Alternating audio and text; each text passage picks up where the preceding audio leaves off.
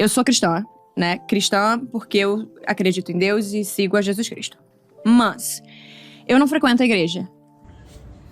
Então, duas coisas me chamam a atenção aí nesse pequeno vídeo, e a primeira é que ela se intitula, a Bruna Marquezine, né? Ela se intitula cristã e não vai à igreja. O que você acha disso? Né? E o que a Bíblia acha disso? Vamos lá, o que a Bíblia acha, e depois eu dou a minha opinião também, amém? Quando a gente olha lá para o Salmo 122, lá no Salmo 122 nos fala com muita propriedade, né? Alegrei-me quando me disseram, vamos à casa do Senhor. Então, existiu uma alegria no salmista em ir à casa do Senhor. No Salmo 133 nos fala, né, quão bom e quão suável é que os irmãos vivam em união. Ali, no meio da unidade, o Senhor ordena a bênção. Amém? E lá na igreja de Atos, a gente vai ver várias passagens, né, a comunhão que aquelas pessoas tinham e o que Deus fazia, o derramar do Espírito Santo que Deus fazia ali no meio daquela comunhão, né? Mas o versículo que eu gostaria de te mostrar aqui está lá no livro de Hebreus, no capítulo 10, versículo 25, que diz assim, olha, não deixemos de reunir-nos, né, como igreja, segundo o costume de alguns, mas encorajemo-nos uns aos outros, ainda mais quando vocês veem que se aproxima o dia. Então, o escritor aqui, ele é bem claro quando nos afirma que nós não devemos deixar de congregar.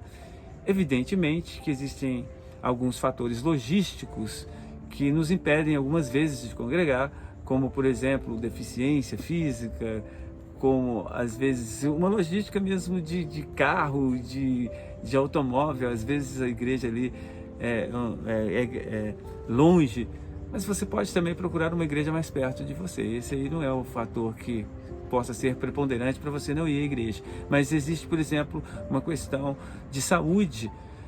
Passamos por uma pandemia aí durante algum tempo e muitas pessoas foram impossibilitadas de estarem indo à casa do Senhor, né? Congregar. Tivemos que muitas vezes cultuar a Deus online.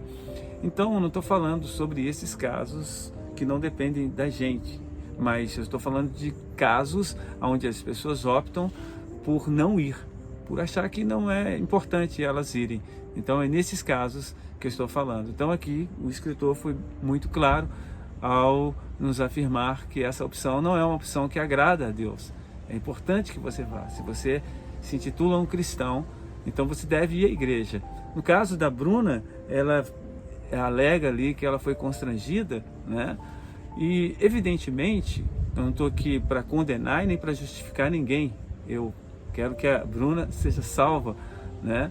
E quero que os artistas, as celebridades, elas sejam salvas.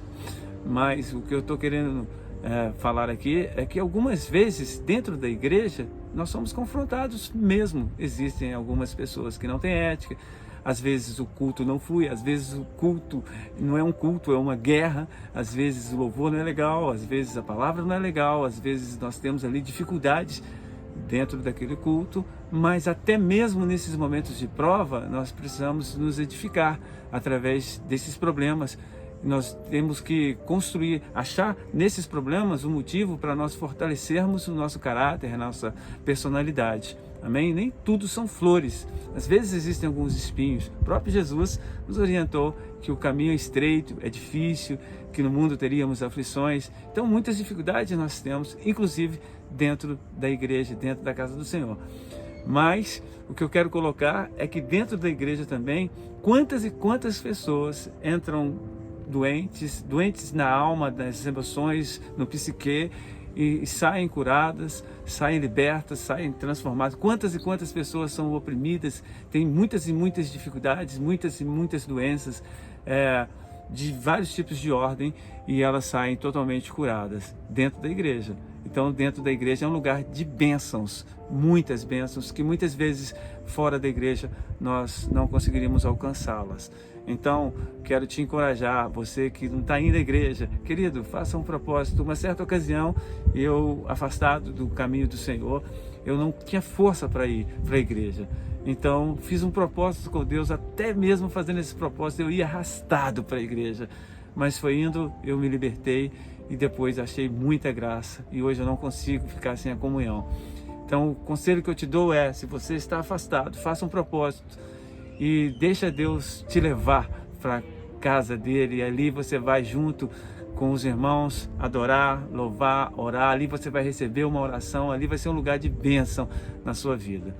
Portanto, eu te encorajo aqui nesse pequeno vídeo a você voltar mesmo a congregar, e se você está congregando, não desista, não desanime, e assim conforme está falando aqui nesse texto de Hebreus 10, 25, né, até aquele dia do Senhor, até o dia do Senhor, porque no dia do Senhor a gente vai louvar a Deus, todo dia é dia de culto, amém? No dia que o Senhor Jesus vir buscar a sua igreja. Então que Jesus te abençoe poderosamente. Se você sentir no coração, você compartilha esse vídeo. Deus te abençoe.